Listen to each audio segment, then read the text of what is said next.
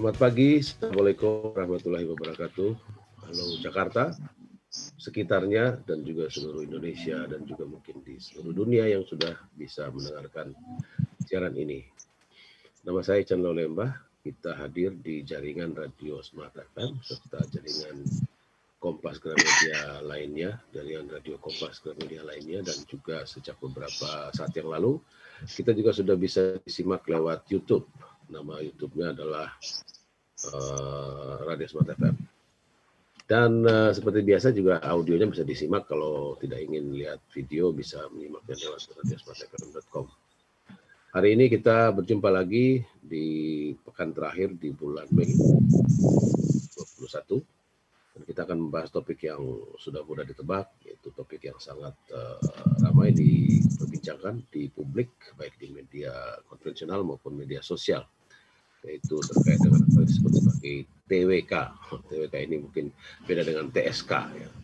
TSK itu tersangka, TWK adalah tes wawasan kebangsaan.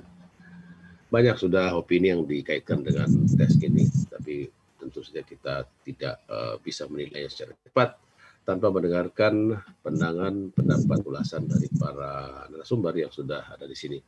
Jangan lupa acara ini merupakan kerjasama antara Pupus Center yang sudah berlangsung lebih dari 7 tahun bersama dengan bekerjasama erat dengan Radio Smart FM, dan jaringannya juga didukung oleh The Match Senayan Jakarta, sebuah tempat yang indah, tapi kita belum bisa terlalu ramai-ramai ke sana karena masih ada COVID yang melanda. Hari ini kita membahas topik sekitar KPK setelah TWK. Artinya, Neng mengatakan bahwa ya TWK ini mungkin bukan sekedar tes administratif gitu, tapi kita dengarkan narasumber yang hadir, sejumlah tokoh dengan kualifikasi tinggi masing-masing. Yang pertama saya perkenalkan adalah Pak Irham Dilmi. Pak Irham Dilmi ini seorang pengamat, pelaku manajemen sumber daya manusia, dan pernah menjadi orang nomor 2 di Komisi Aparatur Sipil Negara (ASN). Ini adalah sebuah komisi yang dibentuk oleh negara untuk mengelola kualitas atau manajemen atau pengelolaan aparatur sipil negara. Selamat pagi Bang Irham. Selamat pagi Bung Ican. Assalamualaikum para narasumber dan pendengar sekalian. Waalaikumsalam. Yang berikutnya adalah Profesor Dr. Aidul Fitri Syada Ashari, Guru Besar Ilmu Hukum di Universitas Muhammadiyah Surakarta, dari di Solo, dan juga beliau pernah menjadi Ketua Komisi Yudisial, sebuah institusi yang tugasnya mengelola sumber daya peradilan pidana itu hakim. Selamat pagi, Prof. Selamat pagi. Assalamualaikum warahmatullahi wabarakatuh. Waalaikumsalam. Suaranya agak terganggu ini. Oke. Berikutnya ada Pak Ahmad Alamsyah Saragi. Beliau juga seorang pengamat kebijakan publik, namun beberapa saat lalu baru saja menyelesaikan tugasnya sebagai anggota atau komisioner Ombudsman Republik Indonesia, sebuah institusi yang mengelola aspek administrasi di negeri ini. Selamat pagi Pak Alamsyah. Selamat pagi Bung Ican. Selamat pagi juga teman-teman semua narasumber. Bung Tiis. Ya, alhamdulillah. Suasananya pokoknya Kang Aidul pasti iri sekali lihat saya di Bandung hari ini. Berikutnya ada tokoh juga. Ini juga kawan lama sekali. Beliau adalah seorang komentator politik yang tajam dan juga aktivis masyarakat sipil yang sudah kita kenal. Ray Rangkuti. Pak Ustadz, Assalamualaikum. Loh, kalau dipanggil Ustadz ketawa, serius dong. Aduh, saya belum dapat telepon untuk jatah komisaris ini, Bung Ican. Bagaimana ya? Oh iya. Nanti kita minta Pak Ilham aja yang atur. Yang terakhir ini tidak kalah penting, seorang jurnalis, mungkin paling muda di antara semua narasumber, tetapi dari urusan meliput kegiatan atau agenda yang terkait dengan korupsi, dia sudah menulis 1, 2, 3, 4 buku. Yaitu bukunya ada judulnya Metamorfosis Sandi Komunikasi Korupsi, terbitan tahun 2017.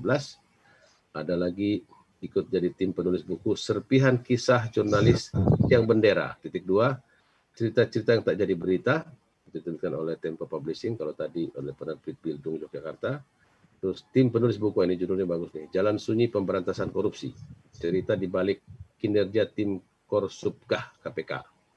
Dan yang terakhir ini sedang siap nih, bukunya akan diterbitkan 2021, mudah-mudahan kita dapat kesempatan pertama membelinya, yaitu Membendung Korupsi Demi Negeri.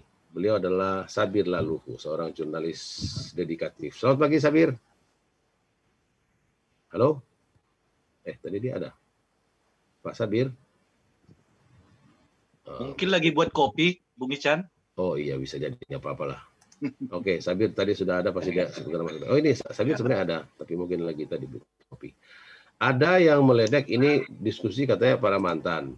Karena mantan semua nih. Jadi mantan ombudsman, mantan AS, Komisi ASN, mantan Komisi Yudisial, Ray Rangkuti mantan aktivis mahasiswa, mantan anggota DPD, maksudnya mantan juga, yang tidak mantan ini yang mewakili masa depan cuma Sabir nampaknya. Baik, kita tidak usah berpanjang kalam, kita langsung saja. Saya mau tanya ke Pak Irham dulu, tentu pertanyaan ini umum, normatif. Apakah memang tes-tes seperti ini bagian dari penataan sumber daya manusia kita dalam kepegawaian atau aparatur sipil atau mungkin aparatur negara yang lain, Pak? Terima kasih Bung Ican. Assalamualaikum warahmatullahi wabarakatuh, teman-teman sekalian. Pertanyaan yang menarik ini ya, karena kalau urusan manusia, urusan orang, manajemen sumber daya manusia memang bukan barang ya. Ini sesuatu yang sangat dinamis, makhluk Allah yang juga sangat punya ciri-ciri yang sangat istimewa dan khusus. Oleh karenanya biasanya kalau kita ingin mendapatkan ya tujuan utama ingin mendapatkan orang yang sesuai lah. Kita cuma melihat kecocokan antara apa yang akan dikerjakannya di satu organisasi, di satu tempat dengan karakter atau yang biasa kita sebut profil atau profile ya, profile diri. Sehingga yang kita sebut profiling itu lebih banyak melihat kepada kalau orang-orang berpengalaman, kita lihat kompetensi. Kita sering sekarang berbicara tentang kompetensi, kualifikasi, dan kemudian rekam jejak ya. Nah, kalau kita lihat apa yang sekarang terjadi dengan TWK, tes wawasan kebangsaan, ini memang namanya tes, namanya satu ujian. Tapi tentu saja punya tujuan yang khusus juga. Jadi bukan seperti yang saya sebutkan pertama, untuk menilai kompetensi seseorang dalam hal pekerjaannya, tapi lebih kepada menyangkut persoalan wawasannya, persoalan dalam hal ini wawasan kebangsaan merupakan hal yang lebih ideologis sebetulnya. Jadi zaman kita dulu masih muda, kalau kita masuk ke dalam organisasi yang dianggap sebagai katakanlah organisasi strategis, misalnya kita di Litsus dulu ya, kita dilihat LTB-nya apa, seperti apa. Litsus itu kalau tidak salah kepanjangan penelitian khusus, bukan ya? Kita dilihat apakah kita dari LTB, lingkungan tidak bersih dalam tanda kutip. Artinya kalau ada kita terkait dengan keluarga, ayah, ibu, paman, kakek, sampai ke kakek itu yang terlibat dalam gerakan yang namanya G30 SPKI di masa lampau, itu kita hanya akan bisa sampai kepada pangkat tertentu atau kita bahkan harus keluar pada saat itu juga. Ini bergantung kepada tingkat ketebalan keterkaitan dalam konteks LTB lingkungan tidak bersih. Jadi dua hal itu. Jadi Pak Irham, satu tesnya terkait dengan kompetensi gitu ya, atau aspek-aspek fungsional katakanlah. Tetapi yang kedua tesnya bersifat ideologis karena ini negara yang katakanlah punya ideologi formal resmi gitu, dan negara adalah yang membayar tentu lewat dana publik, lewat pajak, membayar mereka itu gitu kira-kira ya. Ya, begitu. Kita pisahkan itu dua hal itu. Nah, berarti kalau melihat apa yang terjadi di KPK, kalau kita mau fokus ke sana, itu termasuk yang pertama atau yang kedua? Pasti termasuk yang kedua ya. Dia masuk ke dalam tes yang terkait dengan ideologi. Dan itu di apa namanya, di organisasi dan lembaga serta kementerian, semua lembaga yang dibiayai oleh negara biasa saja itu ya. Sah-sah saja. Karena ini memang punya negara punya ideologi, aspek keamanan, kemudian aspek kesamaan wawasan kita.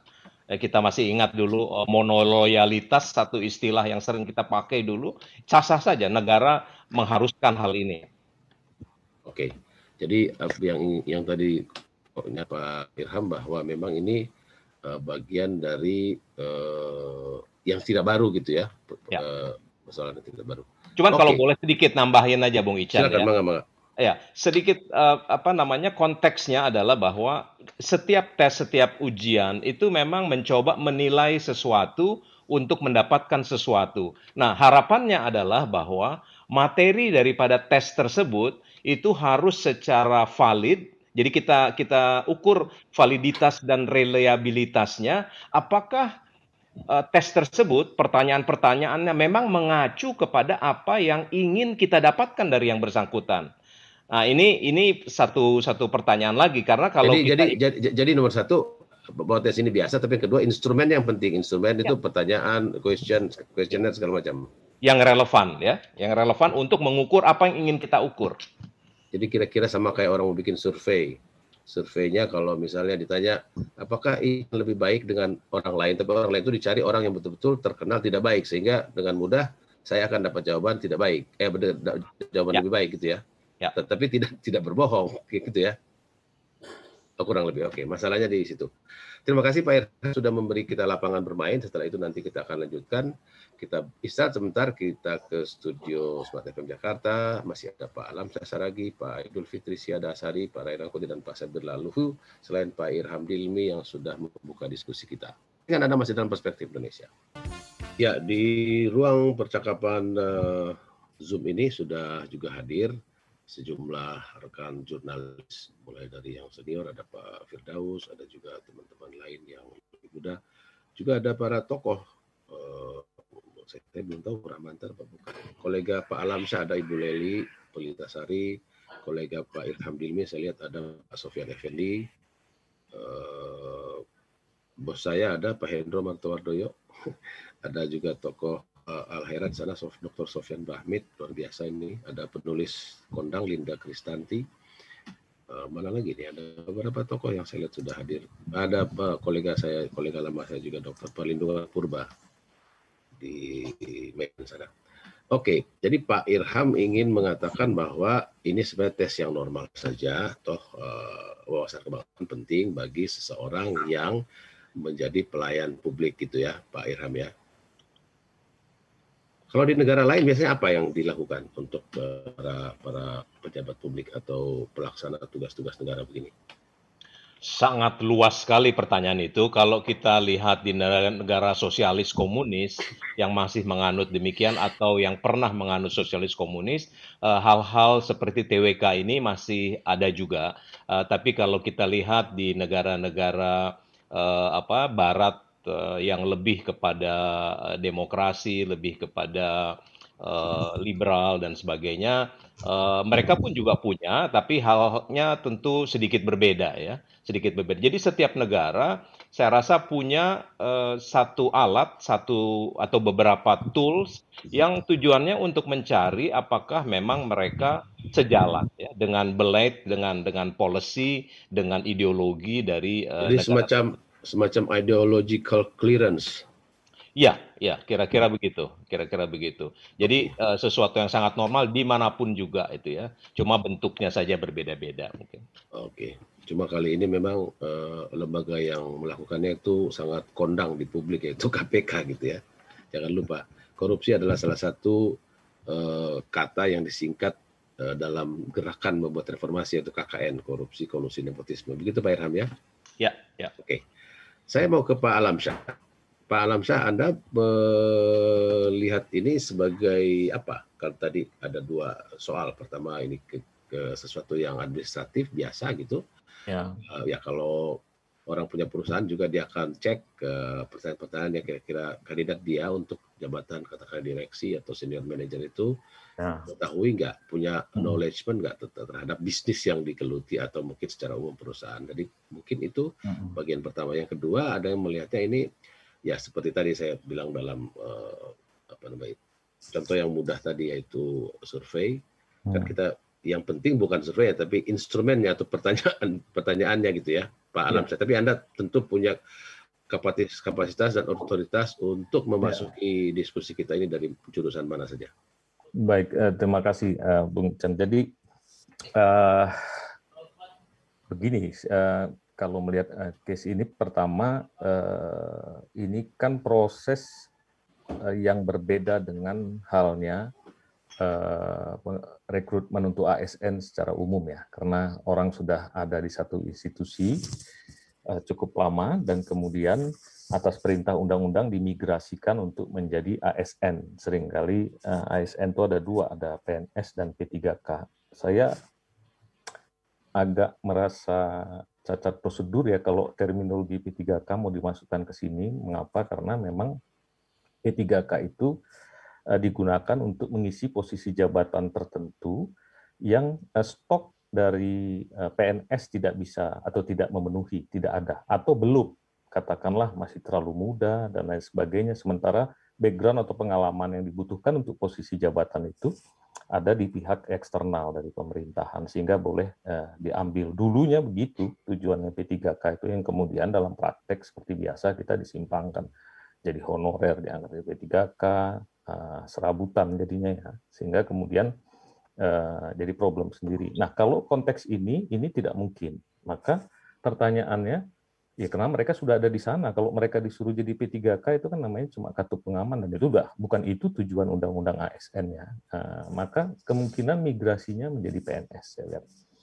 Kalau menjadi PNS yang dibilang Pak Irham tadi, walaupun saya sendiri agak aneh ya, kita jangan membangun eksklusivitas seolah-olah kalau PNS itu pasti lebih berpancasila, lebih ber-NKRI. Kalau pegawai negara di lembaga negara, ya pegawai di lembaga negara yang tidak PNS itu punya risiko seperti itu. Karena untuk masuk ke lembaga negara juga kan itu di-screen juga. Tapi sudahlah. Apa bedanya ASN dengan PNS? ASN itu ada dua. Satu, pegawai negeri sipil, itu adalah pegawai tetap dari negara, yang dia merupakan karir ya, mulai dari CPNS dulu terus naik sampai kemudian pensiun. Sementara dia akan berkompetisi di dalam untuk mengisi jabatan-jabatan tertentu juga secara struktural. Sementara kalau di komponen lain selain PNS, dalam ASN itu ada dua, Bung Ican, ada PNS dan ada yang namanya P3K, itu pegawai pemerintahan dengan perjanjian kerja. Orang menganggap apa bedanya dengan kontrak. Bukan itu yang kita perdebatkan. Sebetulnya dulu waktu membuat undang-undang, mungkin Pak Irham hafal betul itu, ada kadang-kadang kita mau mengisi eselon 1, tapi background dari PNS yang ada tidak ada. Ada yang potensial tapi masih terlalu muda. Kalau kita siapkan akan sangat lama untuk sampai pada kompetensi itu. Akhirnya dibuka untuk mencari dari luar yang memiliki kompetensi itu untuk bisa mengisi posisi tertentu. Sehingga sekarang kita bisa lihat ada dirjen-dirjen yang memang berasal dari luar, gitu ya. Niatnya bagus sekali ini, walaupun dalam praktek sering jadi disimpangkan. Begitu juga jabatan-jabatan fungsional tertentu. Nah, untuk masuk ini diatur dalam peraturan komisi, ada dua kemungkinan, bisa menjadi pegawai tetap itu PNS gitu ya, bisa juga menjadi P3K tadi, dan semua disebut ASN, Bung Ican, kira-kira begitu. Oke. Nah, back ke masalah kita tadi, ini mau dimigrasikan ke PNS. Semula terjadi kontroversi sampai di MK dinyatakan silahkan migrasi tapi tidak boleh merugikan.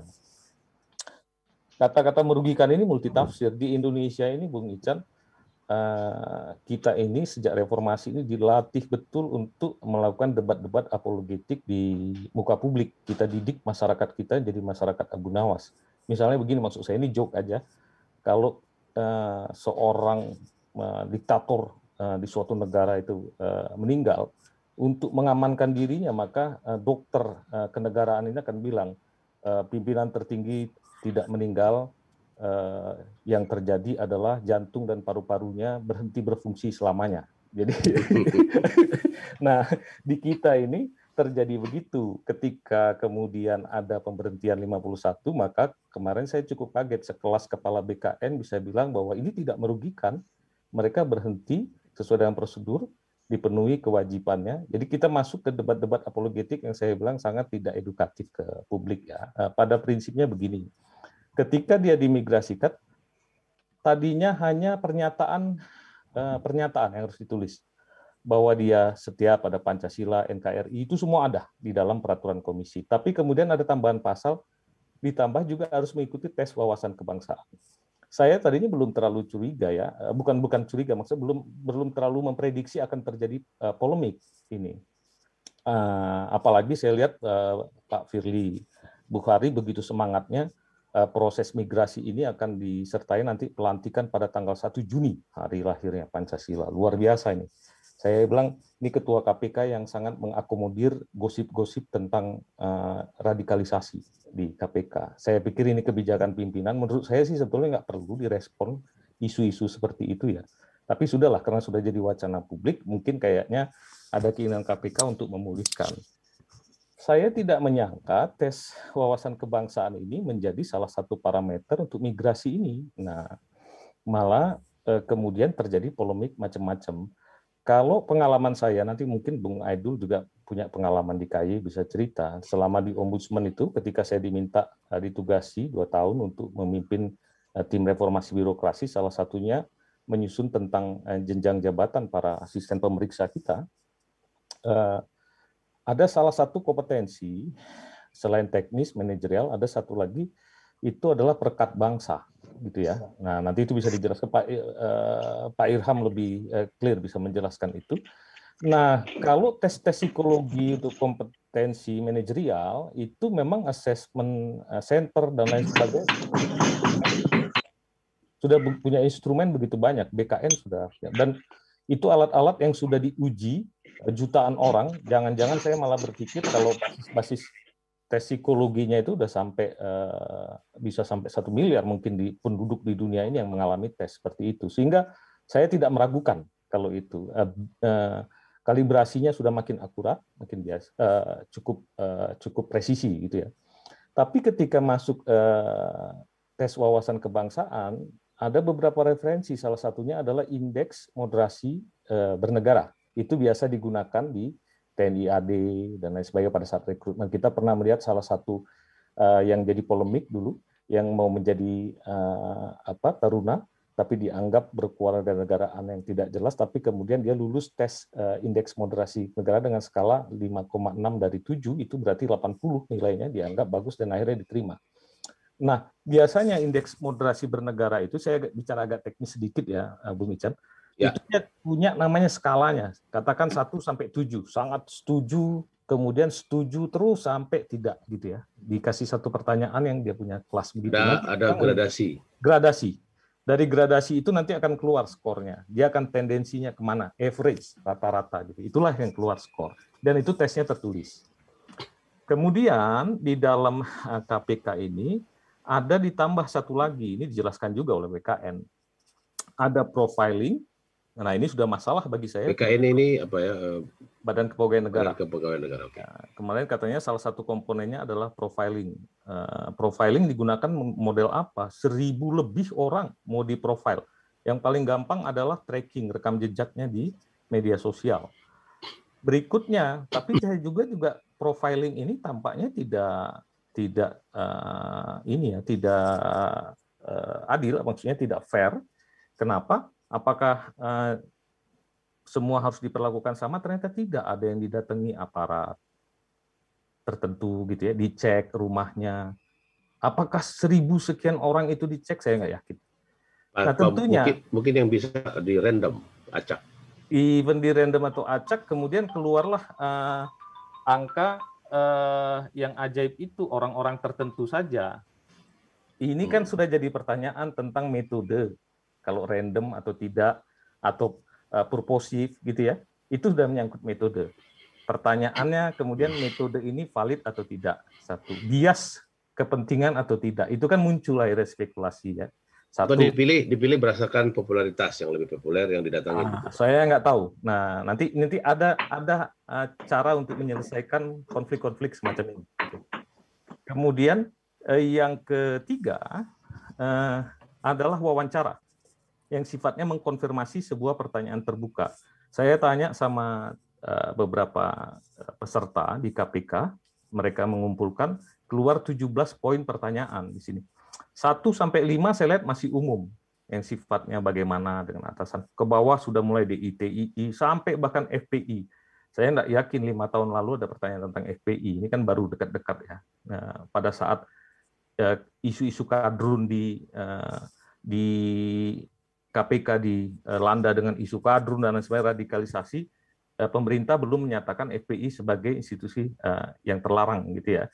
Jadi menurut saya juga ini pertanyaan-pertanyaan yang menurut saya betul-betul diusahakan untuk masuk dengan situasi kekinian.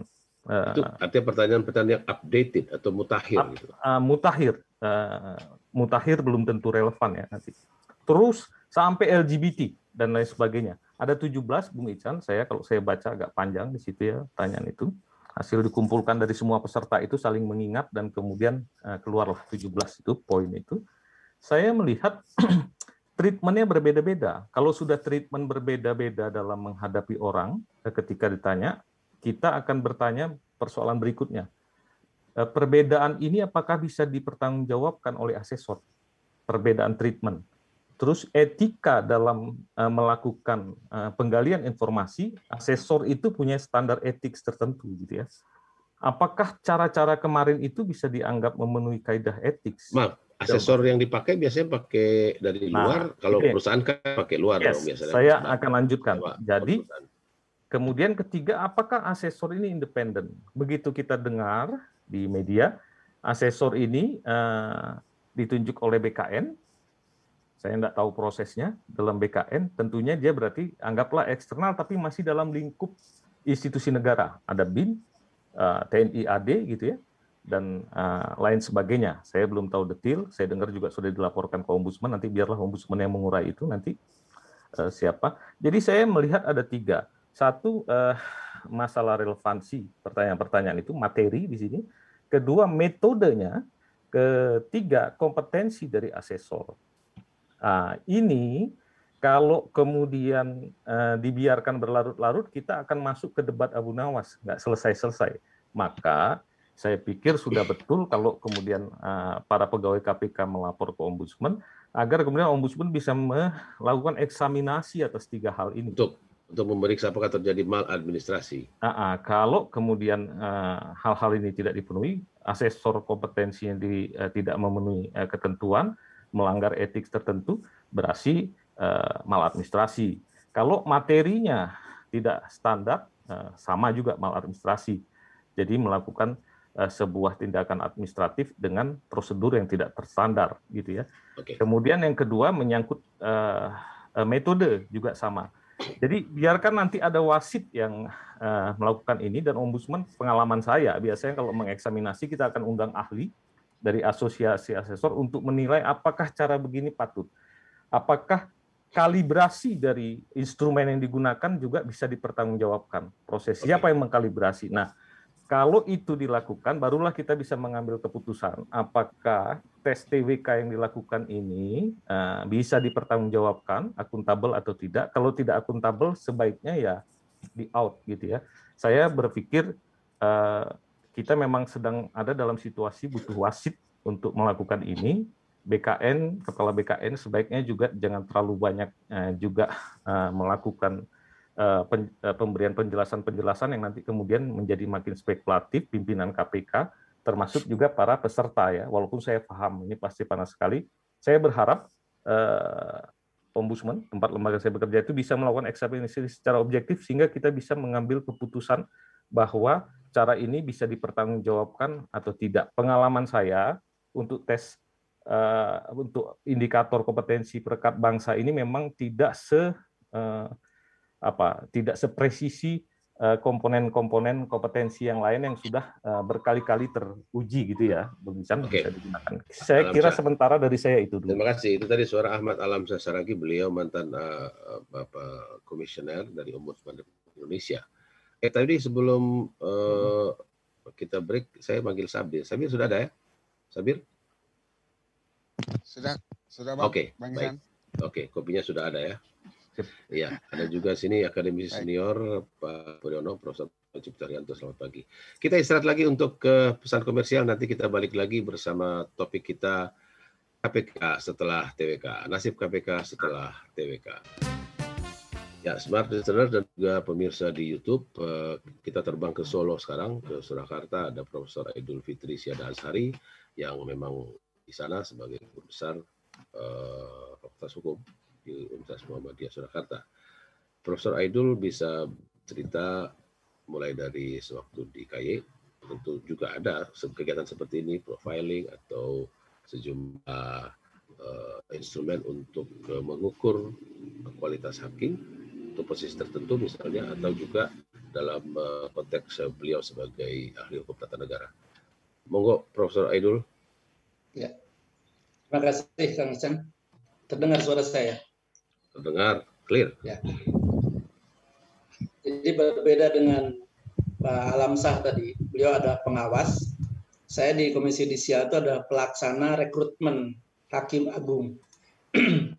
Terakhir saya menjabat sebagai Ketua Bidang Rekrutmen Hakim, dan sejak saat itu kita fokus pada pembentukan assessment center. Sebenarnya kalau di BKN sudah sejak tahun 2016 ingat saya. Ada pusat kompetensi ASN, kemudian ada assessment center juga. Nah, menarik soal assessment center ini, kalau kita membaca peraturan BKN tahun 2019, 26 tahun 2019, memang digunakan metode assessment center. Nah, metode assessment center ini adalah satu instrumen yang digunakan untuk mengukur kompetensi. Nah, kompetensi ini bukan sekedar pengetahuan, tapi juga keterampilan, sikap, dan perilaku yang bisa diukur. Dan metodenya bisa, yang paling sering adalah simulasi. Simulasi dengan beberapa, jadi ada multi metode dan multi assessor. Nah, itu juga kami gunakan di Komisi Yudisial, termasuk profiling, rekam jejak, selain yang bersifat kita menyebutnya pengetahuan dasar tentang hukum. Tapi nah, Prof, maaf Prof, ya. Saya salah sedikit. Tapi kan sebelum mereka menjadi hakim pun sebenarnya seleksi sudah ada kan, hakim posisi yang sangat terang dalam sistem. Agak berbeda kita sebenarnya. Jadi ini juga hampir sama situasi dengan KY, dengan KPK. Jadi kelihatannya ini kan ada seleksi masuk ASN satu sisi ya. Dan di sisi lain sebenarnya juga ada semacam promosi semacam penilaian atau uji kompetensi pejabat. Karena yang masuk ini kan bukan pegawai baru. Dia selevel deputi, selevel kepala biro gitu. Sehingga kalaupun kompetensi yang diukur, saya kira berbeda dengan kompetensi ASN baru. Kalau ASN baru kan cukup pada level kognisi. Apakah dia punya kesadaran tentang sesuatu, dalam hal ini misalnya soal sosial kultural ya, sebagai perekat bangsa, apakah dia sadar tentang kemajemukan? Kalau di level ASN baru yang baru itu ya sudah cukup seperti itu. Tapi kalau di level deputi, saya baca di dalam peraturan Menpan RB itu ada kurang lebih 5 standarnya, dan saya kira yang keempat kelima itu kurang lebih dia, kalau di kami misalnya di hakim itu, kalau ketika ditanyakan soal kesadaran wawasan kebangsaan, level hakim masuk pertama itu adalah hakim memahami secara kognisi ya, atau memiliki kesadaran kebangsaan titik. Tapi ketika menjadi hakim agung bukan itu saja, dia harus mampu menerapkan, memiliki keyakinan, kemudian melakukan penyelesaian konflik-konflik sosial yang dihadapinya. Dan karena itu seringkali simulasinya menjadi sangat mendekati kenyataan, ya. Misalnya soal perbedaan fikih seperti itu biasa saja kita tanyakan, karena memang faktanya di masyarakat ada.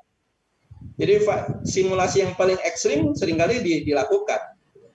Nah, ini yang saya kira agak berbeda pemahamannya antara satu sisi rekrutmen PNS di sisi lain, kemudian kedua semacam penilaian kompetensi jabatan.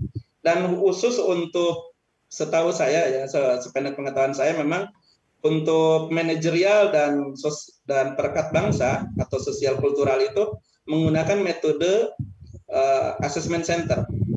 Nah, ini yang sebenarnya relatif baru kalau disebut baru ya. Saya mungkin kebetulan ada Pak Sofyan Effendi, ada Pak Ilham juga di sini. Seingat saya Undang-Undang Nomor 5 Tahun 2014 itu adalah undang-undang pertama untuk ASN yang menetapkan kompetensi sebagai basis penilaian. Gitu. Jadi agak berbeda. Nah, dan seingat saya di Indonesia ini pemahaman tentang basis kompetensi melalui assessment center itu kurang lebih tahun 93 dimulai. Ada komisaris barunya, gitu ya, di Telkom melalui Pak Cacu Sudaryanto. Dan kemudian diadopsi baru tahun 2014 oleh di ASN. Lembaga yang berwenang adalah BKN. Nah, dalam konteks KY sebenarnya yang menarik sebenarnya Pak Ican, Bang Ican. Ya. Seringkali kita menemukan ada hakim yang sudah lama begitu ya, berpengalaman lah, kan KY itu harus 20 tahun berpengalaman. Ketika kita uji wawasan kebangsaan, mereka rendah juga. Kemungkinan besar, ini kan ada tiga kompetensi teknis, manajerial, ya, dan kompetensi kenegaraan kalau kita menyebut atau kebangsaan. Nah, yang kompetensi teknis itu tinggi, dia sehari-hari melakukan penanganan perkara itu sangat tinggi dia, sangat tinggi. Kemudian kalau manajerial umumnya kalau sudah hakim agung, memang hakim agung kan tidak dituntut aspek manajerial terlalu tinggi, dia bukan menjadi manajer, dia bahkan cenderung bekerja di belakang meja, gitu kan, tidak banyak bersentuhan dengan lingkungan masyarakat. Nah, tapi ketika ditanyakan wawasan kebangsaan banyak juga yang rendah. Dugaan kita sebenarnya karena dia terlalu fokus ke aspek teknis. Jadi bagi saya sebenarnya ketika ya ini maaf, ini disclaimer saya tidak ingin menilai putusan KPK maupun BKN karena kan saya mantan pejabat negara, tidak etis juga kalau saya menilai putusan lembaga yang pejabat yang sedang berkuasa. Situasi yang sama saya kira tidak jauh berbeda. Gitu. Jadi bisa jadi karena teman-teman yang punya kompetensi teknis ya di dalam bidang pemberantasan korupsi ini, ketika di uji kompetensi bidang kenegaraan atau kebangsaan itu bisa jadi memang dia tidak update lah kurang lebih. Bayangkan misalnya seorang calon hakim agung ketika ditanya soal lembaga MPR saja, banyak yang masih mengatakan MPR itu lembaga tertinggi. Ya. Jadi padahal dia tertinggal 20 tahun coba bayangkan. Dan banyak hal-hal yang tidak diketahui.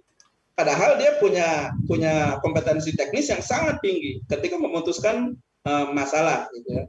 Kecuali barangkali kalau hakim PT-UN umumnya sudah. Tapi kalau hakim pidana, perdata, nah ini dia fokus ke masalah kriminal segala macam. Tapi ketika memahami kebangsaan itu biasanya tidak cukup baik. Profesor situasi Aidul, seperti ini, ya. Profesor Aidul, mungkin ini bukan pertanyaan hukum, tetapi agak di luar hukum. Kan kalau teknis kepegawaian atau manajemen sumber daya manusia di berbagai perusahaan, misalnya kalau kita memakai contoh atau institusi masyarakat sipil bahkan, itu kan pertanyaan-pertanyaan berbau psikotest gitu ya, tes kejiwaan. Nah, karena mereka memiliki pengetahuan dan wawasan yang solid tentang aspek psikologis itu, aspek psikologi. Tetapi kalau misalnya wawasan kebangsaan, katakanlah kan kompetensi pertama adalah orang itu memiliki wawasan luas tentang kebangsaan, baik sejarah, sosiologi, antropologi, dan ilmu-ilmu teknis lainnya. Nah, itu kan problemnya akhirnya kayak tadi mazhab apa dipakai, terus setinggi apa atau sebesar atau seluas apa kompetensi yang melakukan penilaian seperti psikolog tadi yang melakukan psikotest. Bagaimana misalnya apakah tidak bekerja sama dengan, ini saya kasih tahu apa yang dilakukan, misalnya dengan perguruan tinggi yang mumpuni, yang memiliki kompetensi pada pengetahuan-pengetahuan tersebut, misalnya sejarah, sosiologi, antropologi, dan segala macam, dan termasuk mungkin sejarah politik, misalnya Prof. Aidul. Begini Mas, dalam assessment center biasanya ada asesor yang memang dari lembaga, dari BKN gitu ya, dan itu multi asesor, jadi beberapa asesor. Kemudian kedua juga menyertakan asesor independen.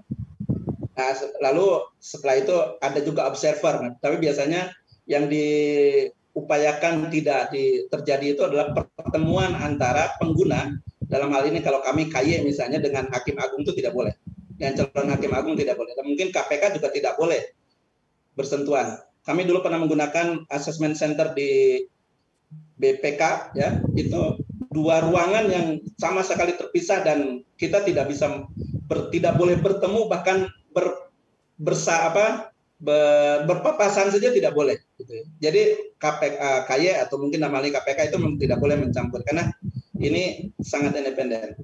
Jadi kalau membaca peraturan BKN sebenarnya ada asesor dari BKN sendiri ya, dan itu bukan cuma psikologi, tapi juga ada sarjana hukum, ada juga dari manajemen, biasanya kurang lebih manajemen, teknik industri, sarjana hukum, dan psikologi. Jadi bukan aspek psikotes. Kalau psikotes lain lagi.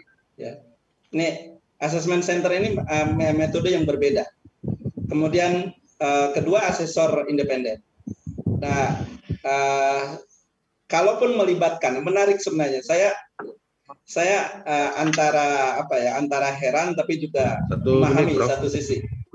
Oke. Ya. Ya, silakan. Soal keterlibatan Dinas Psikologi Angkatan Darat. Ini menarik sebenarnya. Oh, yang itu. Dinas Psikologi Angkatan Darat itu sebenarnya merupakan salah satu asesmen, memiliki assessment center yang saya boleh mengatakan salah satu yang terbaik. Ya. Dan dia punya jejak yang sangat panjang karena dulu dari KNIL, ya. Kemudian diambil oleh Republik Indonesia dan banyak mereka tuh belajar di luar juga. Bahkan beberapa istri komandan di Dinas Angkatan Darat itu orang Jerman karena memang mereka belajar di Jerman. Jadi saya tahu persis itu. Nah, mereka punya reputasi panjang, bahkan saya ingat saya di tingkat dunia gitu soal ini. Jadi satu sisi antara heran saya juga soal keterlibatan Angkatan Darat ini, psikologi Angkatan Darat ya, dan satu sisi lain sebenarnya bisa memahami. Mereka punya instrumen yang sebenarnya sudah sangat mapan soal ini. Nah, persoalannya seperti Pak Alamsyah tadi, hanya dalam soal persoalannya apa TWK ini, begitu ya. Misalnya kamus kompetensinya apakah memang sudah dikalibrasi benar atau tidak, gitu ya. Kemudian kedua soal ya kalau saya sebagai seorang dosen yang juga punya sertifikat dan sudah punya diakreditasi gitu, saya tidak boleh mengatakan bahwa asesor di sana itu tidak punya kapasitas. Nanti saya juga akan dituduh tidak punya kapasitas. Itu soal penghargaan, mutual respect terhadap profesi orang lain gitu. Tapi intinya sebenarnya mungkin juga bisa diuji. Saya punya pengalaman pernah diuji saya juga ya soal assessment center, termasuk soal instrumen standar kompetensi, kemudian kamus kompetensi. Malah yang mengujinya Komisi 3. Jadi terbuka sekali, diuji habis-habisan juga itu. Bagi saya ini bisa saja diuji ya ke publik gitu, dan mungkin lewat ombudsman atau yang lain. Tapi ada juga pengalaman begini, Bang Ican. Kami juga pernah digugat waktu mau habis ke pengadilan. Dan akhirnya juga ada sebagian dikabulkan juga soal rekrutmen hakim ini. Ada satu orang yang tidak lolos, kemudian digugat, akhirnya sebagian dikabulkan juga terkait dengan beberapa informasi yang harus diserahkan kepada penggugat. Cuma ada bagian yang tidak bisa disampaikan. Ini terkait dengan profiling dengan rekam jejak, begitu kemudian aspek-aspek yang terkait dengan intelijen itu biasanya agak sulit disampaikan. Nah, biasanya, maaf saya harus katakan, untuk kasus yang menang di pengadilan itu, kompetensinya lolos. Tapi ada aspek lain juga yang kemudian dipersoalkan, gitu ya. Aspek-aspek yang mungkin tidak bisa kita ungkap ke publik. Oke, Profesor Aidul Fitri Syada Ashari dari Surakarta, terima kasih banyak. Kita istirahat dulu. Ya, terima kasih. Para pendengar, smart listeners yang mendengarkan lewat jaringan radio Askara Media dan juga yang menyimak kita di YouTube. Kita akan lanjutkan setelah Jurnal 9 yang akan disampaikan oleh jaringan radio Smart FM. Ya, sudah ada 3 mantan pejabat yang berbicara, yaitu Pak Ilham Dilmi dari Komisi Aparatur Sipil Negara, ada Alam Syah Saragi, Ombudsman Republik Indonesia, ada Profesor Aidul Fitri Syada Ashari dari Komisi Yudisial. Sekarang saya ke Ray Rangkuti. Wah, ini Pak Ray Rangkuti ini aktivis masyarakat sipil. Kita harus menyimak baik-baik. Aktivis 98. Oh ya, Pak Ray, tentu Anda sudah membaca semua yang terjadi, melihat, menonton, dan sudah mendengarkan 3 kesaksian, ulasan, asesmen dari para mantan pejabat negara kita ini. Apa yang ada terlintas di benak Anda, Pak Ray? Ini bagian dari kerepotan sebuah bangsa yang merasa segala sesuatunya diukur dari ideologi, itu loh, Bung Jan. Jadi mau ini ideologinya apa, mau itu ideologinya apa, mau ini ideologinya apa, ujung-ujungnya kemudian ya tes-tes seperti yang kemarin di KPK itu ya mengabaikan integritas dan juga kapasitas orang gitu. Jadi tapi ideologi kan kita punya memang ya, Pak Ray. Itu dia, kan ideologi di atas segala-galanya. Justru karena ideologi di atas segala-galanya, ya integritas itu nomor 2. Kan kira-kira gitu, kapasitas itu nomor 3, kira-kira begitulah. Jadi sekalipun orang punya kapasitas, integritasnya bagus, jejak rekamnya cukup, nggak ada satupun tindakan yang merugikan publik, yang merugikan negara, kira-kira ya, itu bisa diabaikan karena dia nggak paham apa yang disebut dengan wawasan kebangsaan. Yang wawasan kebangsaan itu menurut perspektif asesor itu, bukan menurut perspektif dia gitu.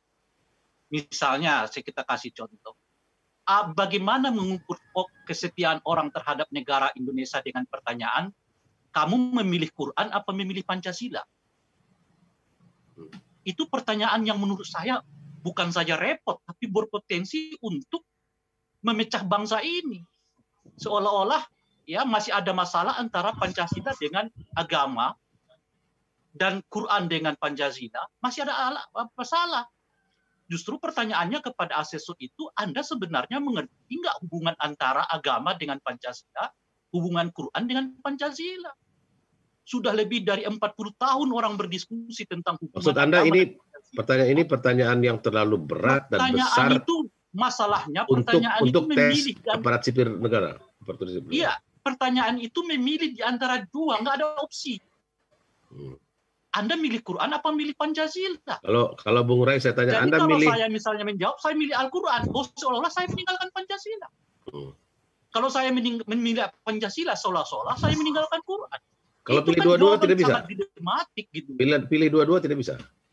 Kan pilihannya, pertanyaannya cuma itu. Anda lebih memilih Quran atau memilih Pancasila? Bukan memilih kedua-duanya kan? Gitu loh kira-kira. Yang saya mau katakan itu, mungkin juga perlu kita ingatkan juga ya. Di dalam survei itu, poin pertanyaan akan menentukan jawaban yang objektif dengan sendirinya kesimpulan yang objektif.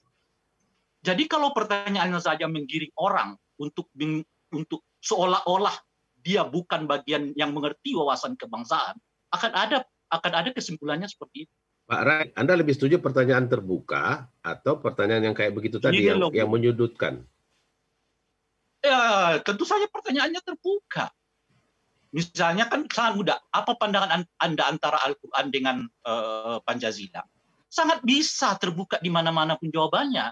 Tapi kalau Anda ditanyakan, Anda pilih Pancasila apa pilih Al-Quran? Nggak ada jawabannya kecuali kalau nggak milih Pancasila, yang pilih Al-Quran. Jadi kalau saya seolah milih Pancasila, saya meninggalkan Quran.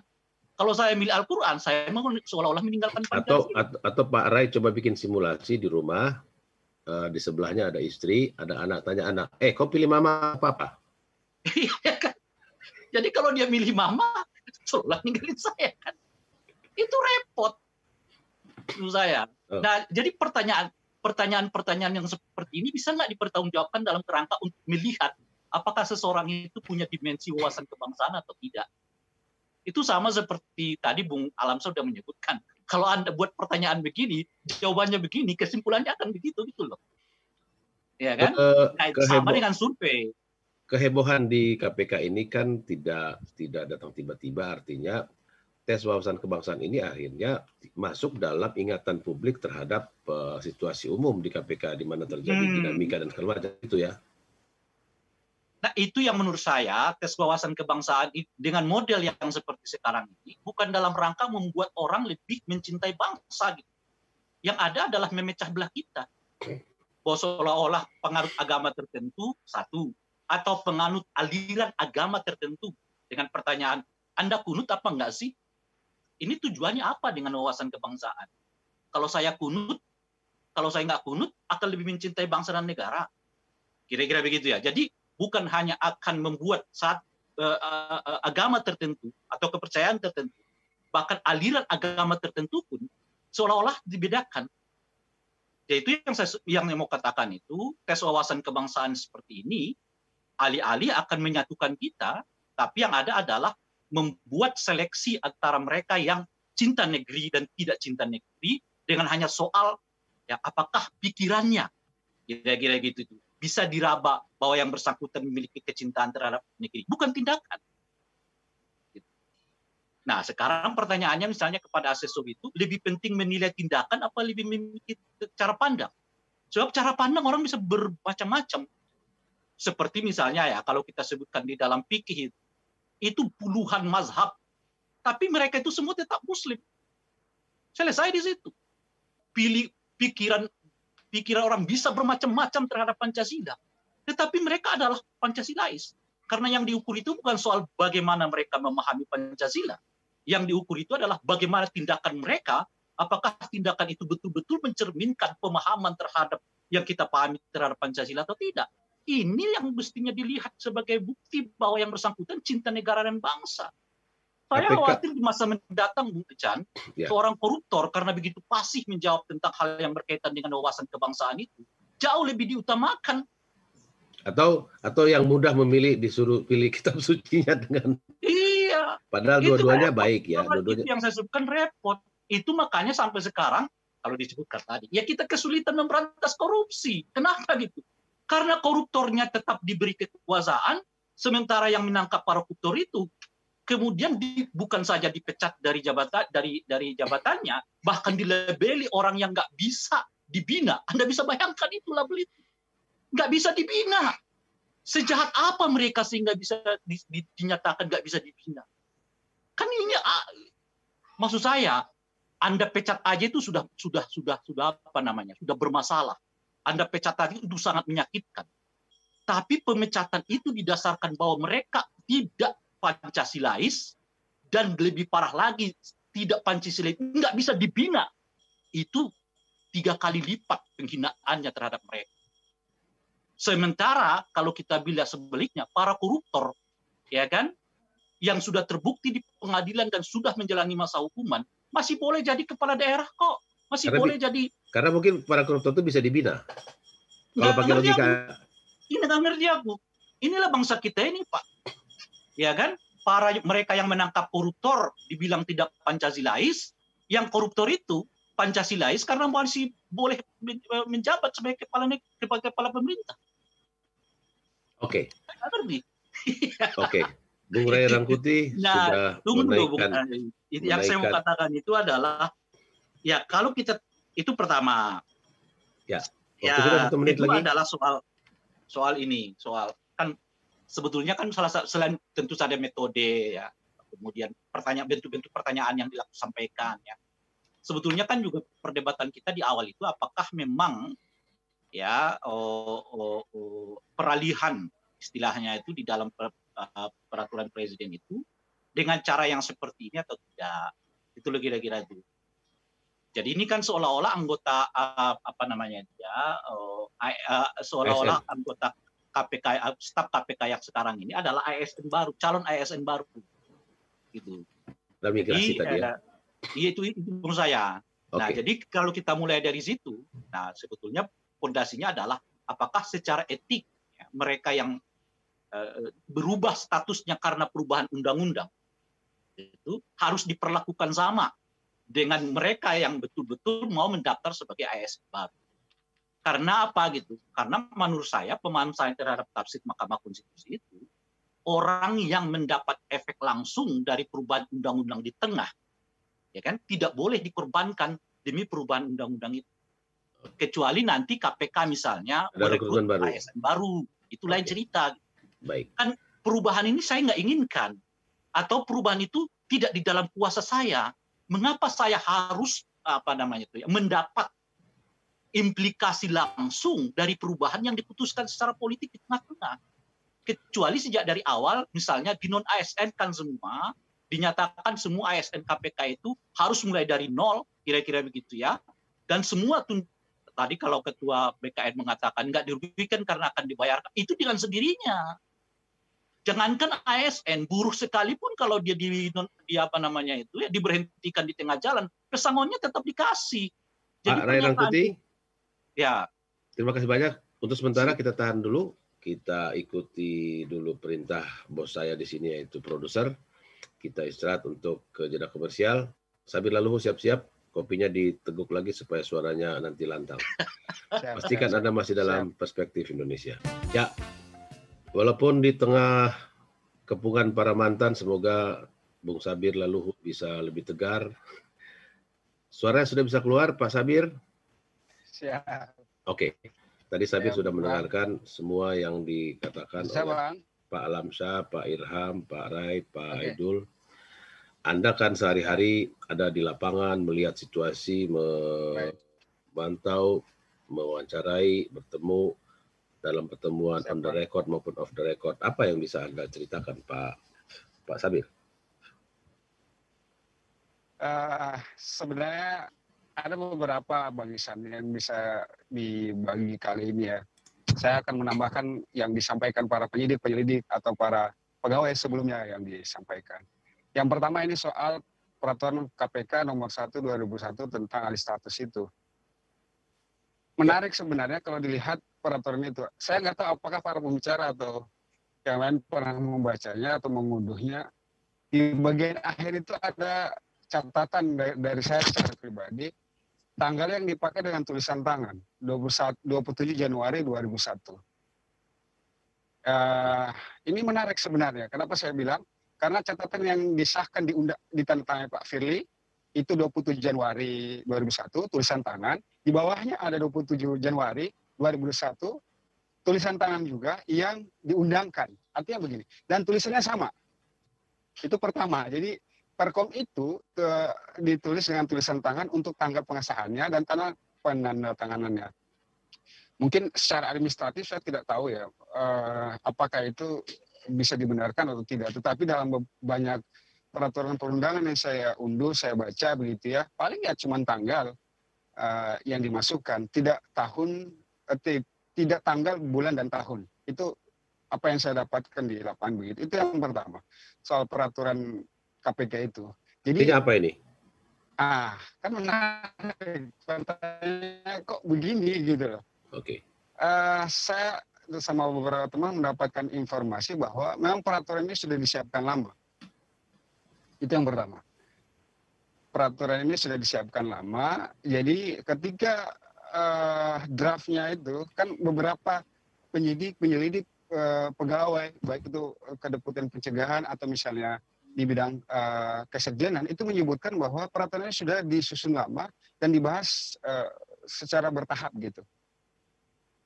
Itu yang akhirnya menarik saya dan beberapa teman menarik kesimpulan bahwa peraturan KPK ini sudah disiapkan lama.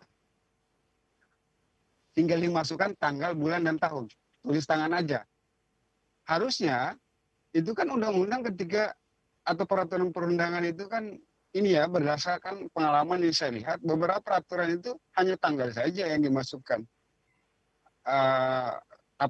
Tanggal dengan tulisan tangan. Nah, kenapa peraturan KPK yang sangat potensial menimbulkan masalah, kemudian peraturannya ditulis dengan tangan di bawahnya, ditandatangani di Jakarta 27 Januari 2021.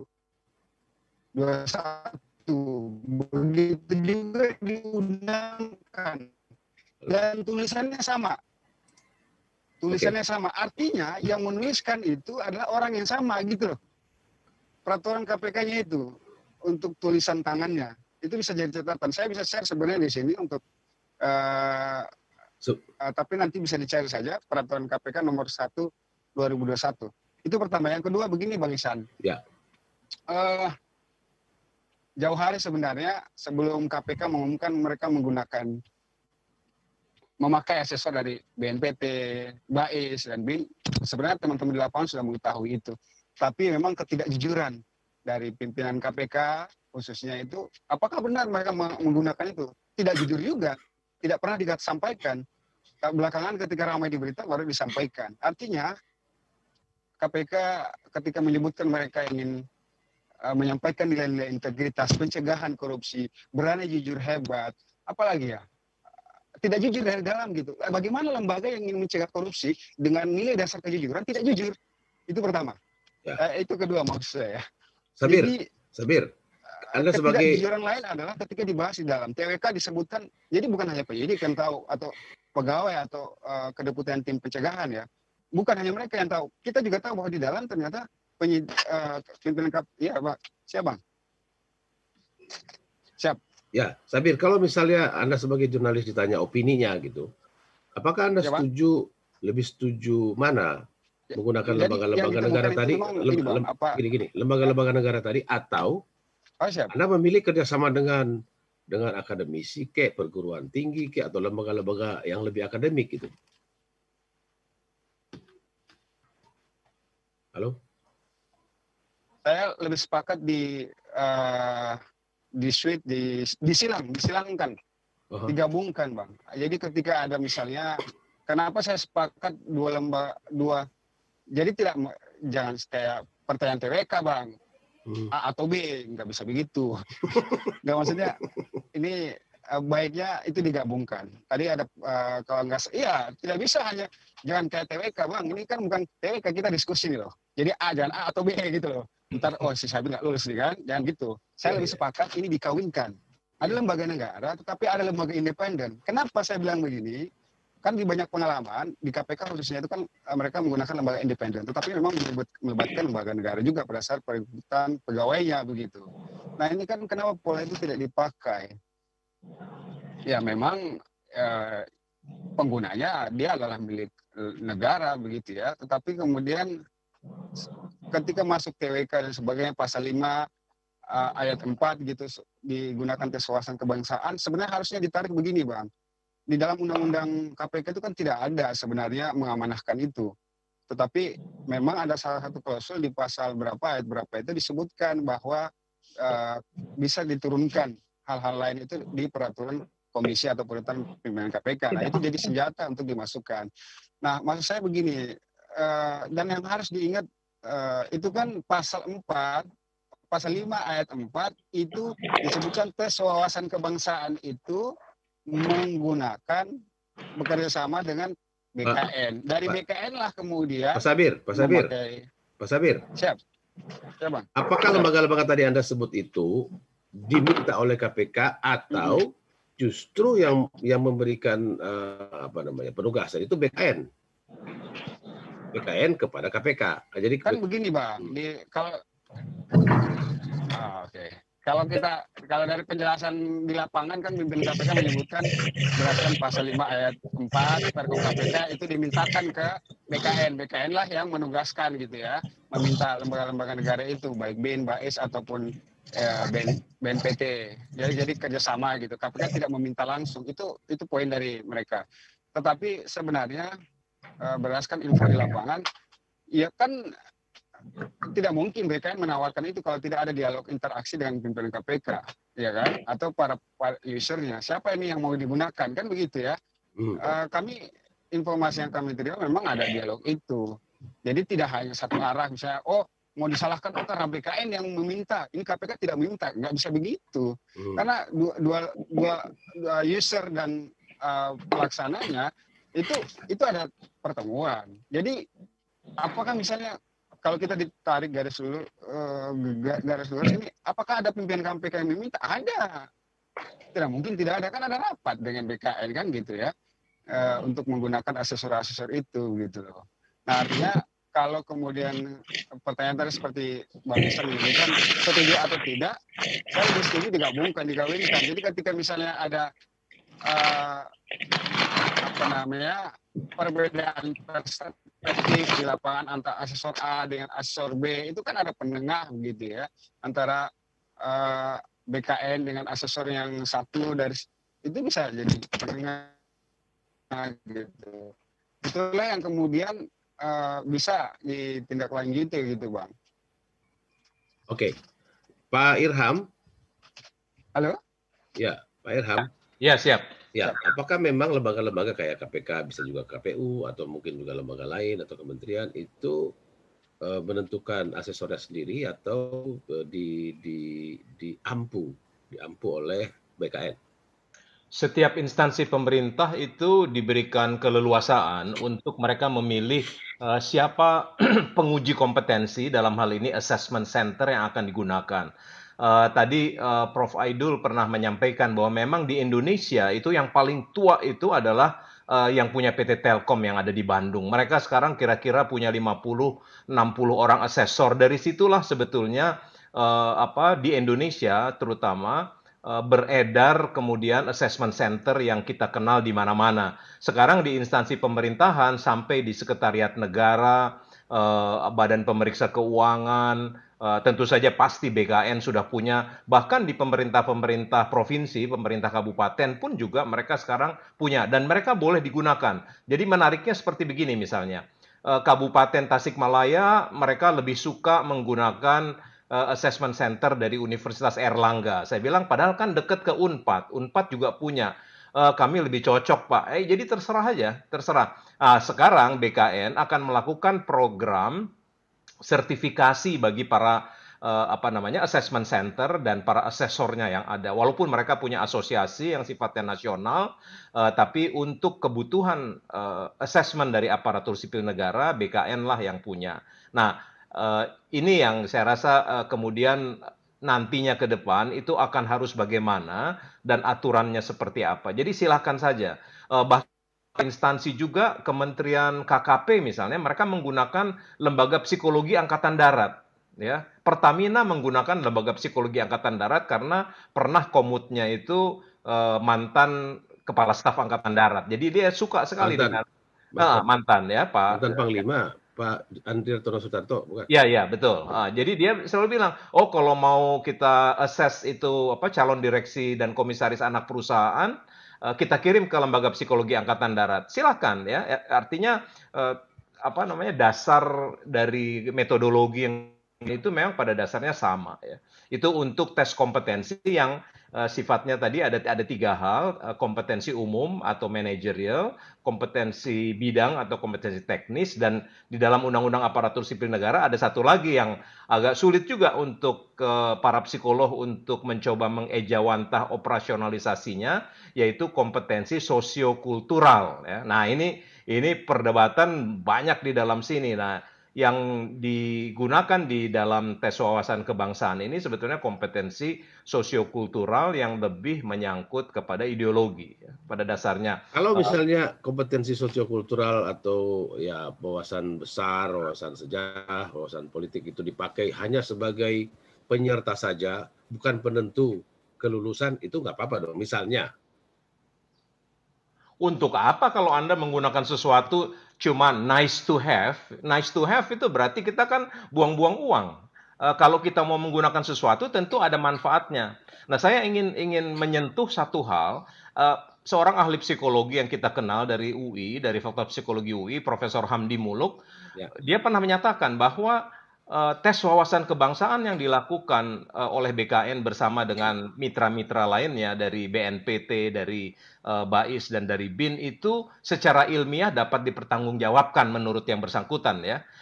Jadi kita mungkin sebagai orang awam dalam hal ini kalau melihat hal tersebut, asumsinya adalah katakanlah dia secara ilmiah dapat dipertanggungjawabkan. Artinya apa? Artinya validitas jenis pertanyaan untuk maksud yang kita dapatkan, kita harapkan untuk kita dapatkan dari data yang kita kumpulkan itu sudah selaras ya, sudah sinkron di situ. Nah, sekarang persoalannya apakah kemudian ini bisa digunakan untuk mengeluarkan seseorang, tidak memasukkan seseorang ke dalamnya, apakah bisa? Kalau memang dasar hukum ada, tentu saja bisa ya, tentu saja bisa. Nah, pertanyaannya kan sebetulnya lebih bukan aspek legal formal, lebih kepada aspek keadilan. Kalau kita menekankan kepada aspek wawasan kebangsaan bahwa seseorang mesti Pancasilais, seseorang mesti memahami negara ini adalah negara yang sangat plural. Ya, kita punya kemajemukan dan dalam kemajemukan itu kita harus bertindak seperti apa. Sebetulnya ya kalau orang-orang Sorry, ya, Pancasilais itu kan sebenarnya sudah it goes without saying, nggak boleh nggak Pancasilais.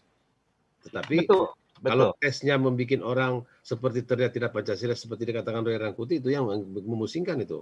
Kan waktu mereka masuk ini, yang 75 ini kan mereka bukan aparatur sipil negara pada waktu itu, karena status di kepegawaian di KPK ada dua, status yang ASN dan yang non ASN. Nah, kemudian ada peraturan perundang-undangan yang kemudian mengharuskan semua pegawai KPK itu adalah aparatur sipil negara. Entah dia pegawai negeri sipil atau seperti yang Pak Alamsyah tadi sampaikan, PPPK, P3K, pegawai pemerintah dengan perjanjian kerja. Ya.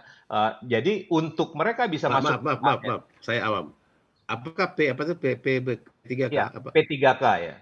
Apakah mereka tidak dites juga, walaupun dia bukan aparatur sipil negara, kan memasuki institusi yang sangat peka, sangat strategis gitu. Kebetulan institusinya sama ya, tapi kemudian status mereka dalam kepegawaian berbeda. Jadi pada status kepegawaian yang berbeda, requirements atau persyaratannya pun juga berbeda. Artinya kalau mau masuk ke ASN pasti lebih tinggi persyaratannya, dia harus melewati segala macam hal yang diharuskan untuk ASN. Nah, ini persoalannya. Dan itu dilakukan di tengah-tengah perjalanan karir seseorang pada satu instansi yang sama.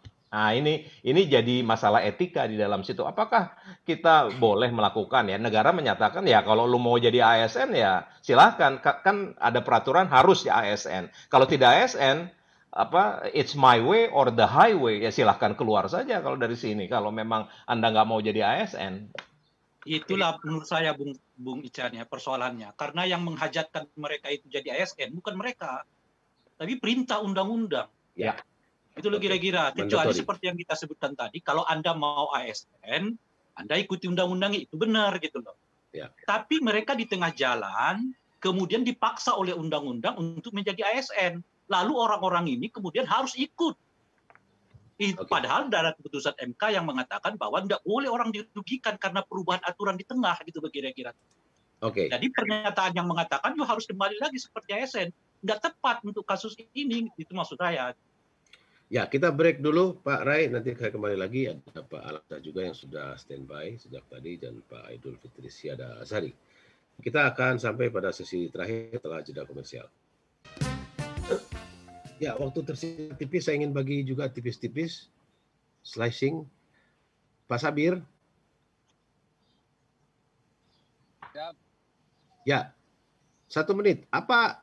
Kemana ujung perseteruan ini menurut Anda nanti? Siapa yang menang? Apakah orang-orang yang akan digusur itu atau mereka melakukan perlawanan atau gimana? Kalau melakukan perlawanan pasti ya Bang. Karena mereka sudah nothing tulus, ya. Mau diterima atau tidak, kita tetap melawan karena ini bagian dari upaya yang sistematis sejak awal sudah dibangun. Saya bahkan sudah jauh sebelum ada penyidik yang menyebutkan bahwa daftar nama itu sudah ada, kami dari wartawan sudah mengetahui itu bahwa ada beberapa yang sudah ditargetkan disingkirkan gitu ya. nama-nama sudah muncul dan mirip-mirip dengan di akhirnya hasil TWK itu. Oke. Yang kedua, siapa yang kemudian diuntungkan dan dirugikan?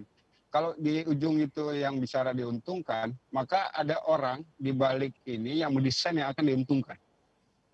Dan berikutnya efeknya pasti ya pelaku korupsi yang tidak ditangani pasti diuntungkan berpesta pora. Yang akan dirugikan adalah masyarakat, rakyat Indonesia, karena yang membiayai KPK adalah rakyat Indonesia. Oke. Baik. Pajak kita masuk dan sebagainya. Jadi Anda ingin mengatakan ini tidak. Yang ketiga, Bang. Ya, silakan. Jadi ini tidak akan selesai, belum akan selesai. Ya, jadi tidak akan selesai, Bang Ihsan. Ini akan terus ada perlawanan dalam artian memperjuangkan hak mereka, gitu kan. Jadi kalau dibilang apakah ini akan selesai sampai di sini, ya saya sih berpikir kalau pemimpin negeri ini masih punya nurani, KPK, pimpinan KPK 5-5 masih punya nurani, masih punya integritas, masih punya etika, maka mereka ini anak-anak yang harus diselamatkan. Karena mereka bukan anak baru, bukan baru masuk kemudian dites seperti yang disebutkan tadi ya. Mereka bukan orang yang tidak berprestasi. Mereka bukan tidak bergelar, mereka bukan tidak berjasa bagi negara ini. Bahkan ada yang mendapatkan penghargaan dari presiden, pernah menjadi penguji pengajar dari tes wawasan kebangsaan, tapi tidak diluluskan. Saya tahu orangnya. Oke. Itu daftarnya sudah ada. Jadi terima kasih, Sabir. Yang akan dilakukan adalah masyarakat begitu, Bang Ihsan. Baik. Oke. 2 menit, Pak Alam. Sah. Baik, saya Bung Ican akan menyampaikan kita akan terus berdebat soal ini. Tentunya juga perdebatan itu harus bisa selesai kalau kita punya evidence yang baik, maka tidak ada jalan lain kecuali saya berharap Ombudsman itu segera menindaklanjuti ya sebagai wasit untuk melakukan satu eksaminasi dan bisa melibatkan ahli, asosiasi assessment center bisa dilibatkan. Saya punya pengalaman melakukan itu ketika ada laporan terkait dengan hal tersebut. Demikian saya ingin menjelaskan sedikit supaya juga orang tidak membayangkan Ombudsman sebagai lembaga penindak.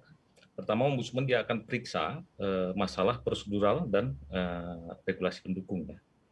Dia akan lihat regulasi yang ada dan dokumen-dokumen pendukungnya, termasuk tadi mengenai tanggal, itu sudah ada pembicaraan itu teman-teman Ombudsman, kok ini 1 hari, 1 jam, atau 1 menit ini dibikin tanda tangan bersamaan. Tentunya kan betul, dari pengusul kepada itu ada prosedur sendiri, itu nanti akan dicek bersih oleh teman-teman Ombudsman. Pemeriksa mereka itu berkepala dingin dalam melihat begitu. Dan kemudian selain regulasi akan masuk ke proses atau prosedur TWK-nya sendiri, itu menyangkut materi, metode yang digunakan, kompetensi asesor, dan etika dalam menjalankan proses itu sendiri, gitu ya. Itu biasanya itu standar banget Ombudsman kalau memeriksa itu, dan mulai dari pimpinan KPK sampai kemudian asesor itu pasti nanti dipanggil, gitu ya. Kalau bayangan saya, mudah-mudahan Ombudsman masih on the track untuk begitu. Yang kedua, dia akan lihat konteks. Konteks ini menyangkut wisdom dari Ombudsman. Masalah patut, tidak patut, adil, tidak adil, gitu ya. Itu akan wilayah Ombudsman nanti akan melihatnya. Baru kemudian akan ada tindakan korektif yang direkomendasikan nanti. Tindakan korektif itu biasanya Ombudsman melakukan pendekatan yang optimum, gitu ya. Tidak ada yang dia akan cari yang paling optimal. Pertama dia akan dorong dulu untuk selesaikan secara bermusyawarah, gitu ya. Yang ketiga, kalau tidak, ya dia akan keluarkan rekomendasi, dan rekomendasi Ombudsman itu sifatnya final dan mengikat. Jadi dia sebuah aturan sendiri nanti, dan itu sudah dijamin oleh undang-undang. Nah, saya ingin mengingatkan, karena cuma 2 menit, Bung Ican, kita jangan pernah lupa, KPK ini kan mandat dari reformasi. Ya. Ada 2 TAP MPR yang saat setara ini dengan TAP MPR anti komunisme itu ya, pembubaran PKI itu. Orang kan sering sensitif dengan begitu. Adalah TAP MPR tentang anti KKN. Kedua, TAP MPR nomor 6 tahun 2001 tentang etika kehidupan berbangsa. Berbangsa loh, kehidupan berbangsa. Di mana di dalamnya itu diatur bahwa memang semua penyelenggara negara, termasuk dalam hal ini adalah BKN, pimpinan KPK, dan lain sebagainya, terikat dengan kaidah-kaidah ya harus jujur, harus objektif. Saya ingatkan, once nanti rekomendasi Ombudsman itu keluar, saya tidak tahu substansinya, saya nggak boleh masuk ke wilayah sana, dan saya nggak boleh menyatakan siapa apakah salah, benar proses ini. tidak wise untuk bicara begitu akan wasitnya nanti. Sekali itu dikeluarkan, maka dia harus dipatuhi. Kalau tidak dipatuhi rekomendasi Ombudsman, saya berani jamin dipastikan ya, bukan berarti akan apa namanya, kalau tidak dijalankan bukan berarti kemudian akan dipatuhi, tapi dipastikan para subjek yang diberikan rekomendasi kalau tidak menjalankan sudah melanggar TAP MPR nomor 6 tahun 2001, yaitu etika kehidupan berbangsa. Kita ngomong wawasan kebangsaan, ini wawasan bagi mereka. Di mana di dalam TAP MPR itu nanti silahkan dibaca oleh kawan-kawan. Kalau dia tidak dipatuhi aturan-aturan hukum, kemudian tidak jujur, kemudian sibuk mendebatkan persoalan lagi dengan cara apologetik, di situ sudah jelas dinyatakan penyelenggara negara itu mundur dari jabatannya. Jadi ini sangat serius. Saya berharap Ombudsman bisa bekerja dengan cepat, bertangan dingin agar kita berhenti dari perdebatan-perdebatan apologetik yang tidak berguna ini. Masih banyak urusan lain yang lebih penting ke depan, dan kita harus berhasil menyelesaikan dengan cara-cara yang beretika dalam kehidupan berbangsa. Terima kasih. Ya, terima kasih Pak Alamsyah. Bentar lagi Pak Ilham. Waktu singkat. Pak Ilham. Oh iya, silakan. Terima kasih. Ini apa namanya? Saya hanya melihat dari sudut pandang praktisi manajemen sumber daya manusia ya. Dalam konteks seperti ini, sesudah terjadi konflik antara employer dan employees, antara majikan dan pegawai, itu biasanya memang putusan pihak ketiga, katakanlah nanti bisa presiden menyatakan bahwa mereka tidak boleh diberhentikan, katakanlah ya, which I doubt, itu saya nggak tahu itu.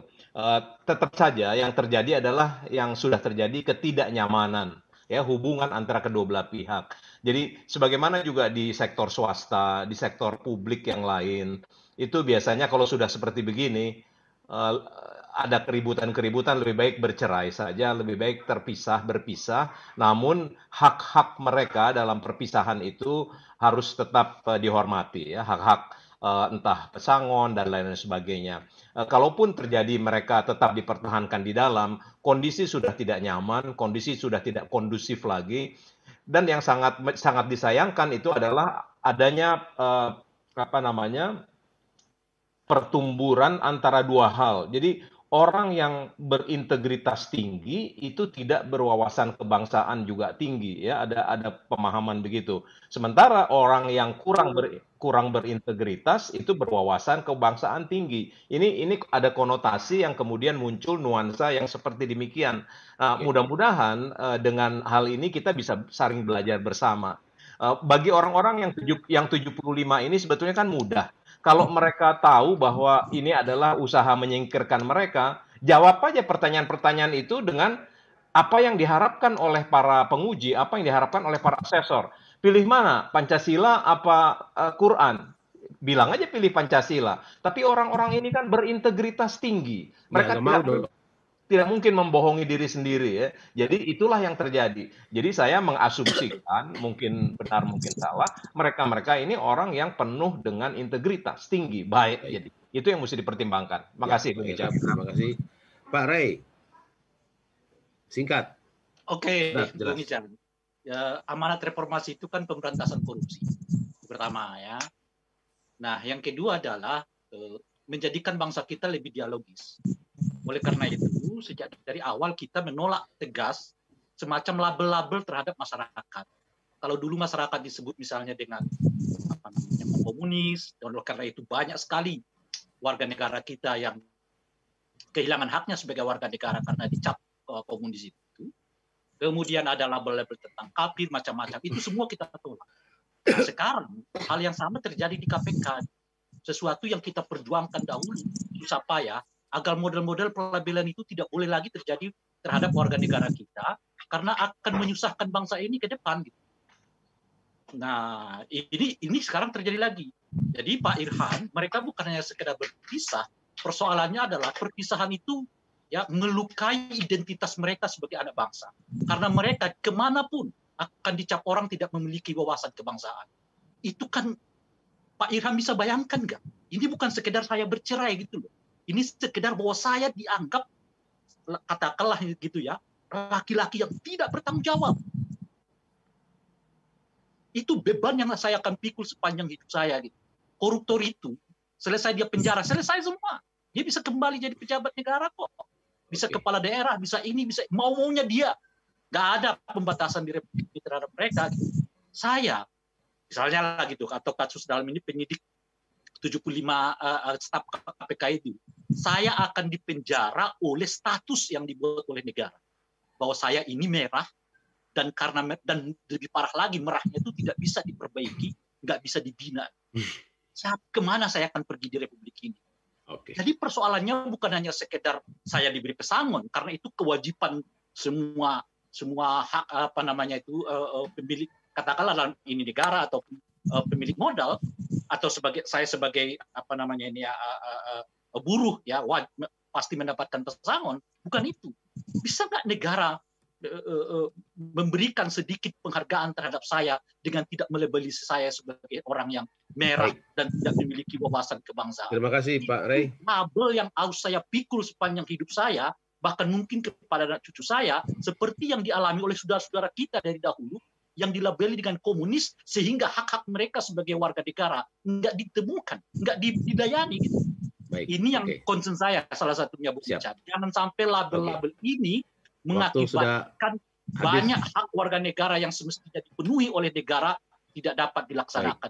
Prof, mohon maaf sekali, Anda saya kasih waktu paling sedikit, 1 menit saja, karena Profesor pasti bisa. Ya, sebenarnya bagi saya tidak terlalu mengagetkan ya. Jadi terakhir tahun 2019 saya melapor ke Ketua DPR. Salah satu laporannya adalah calon hakim agung itu banyak tingkat wawasan kebangsaannya juga rendah. Jadi karena tadi itu persoalannya tidak terasah dalam waktu yang cukup lama. Nah, hanya saja yang jadi persoalan sekarang kan ini bukan sekedar rekrutmen ASN, tapi alih fungsi, alih jabatan. Misalnya deputi itu menjadi JPT, menjadi pejabat pemerintahan tinggi tingkat madya. Jadi dia harus di-assess bukan seperti pegawai pertama, bukan sebagai pegawai awal, tapi sebagai pejabat tingkat madya. Tentu kan kapasitasnya harus tinggi begitu.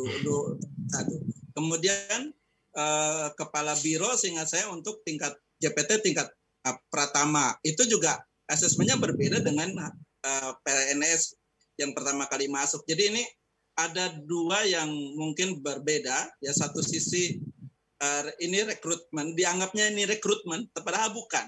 Nah, maka asesmen yang dilakukan itu berbeda. Nah, konsekuensinya lain ya, konsekuensinya hanya mungkin kalau tadi Mas Ray mengatakan bagaimana dengan misalnya dia tidak bisa menjadi pejabat negara, berbeda. Ini ASN bukan pejabat negara. Ya. Dia akan tetap bisa menjadi pejabat negara karena asesmen terhadap pejabat negara berbeda dengan asesmen terhadap ASN. Prof, terima kasih banyak Profesor Aidul Fitri Syada Ashari, Bung Ray Rangkuti, Bung Sabir Laluhu, Irham Dilmi, Pak Alam Syah Ragih. Pasti masih banyak yang luput dari diskusi ini karena diskusi ini cuma sebentar, namun kita coba membicarakan aspek-aspek pokoknya. Dan terima kasih juga yang sudah hadir di ruang percakapan Zoom sejak tadi, para tokoh, para teman maupun para jurnalis yang juga selain di sini ada juga di YouTube, di jaringan Radio Smart FM. Semoga ini cepat selesai dengan baik. Tentu bagi para pihak, yang paling penting adalah para pihak itu adalah publik atau masyarakat sebagaimana disampaikan oleh Samir. Saya Cano Lembah, semoga kita terus sehat, sampai jumpa.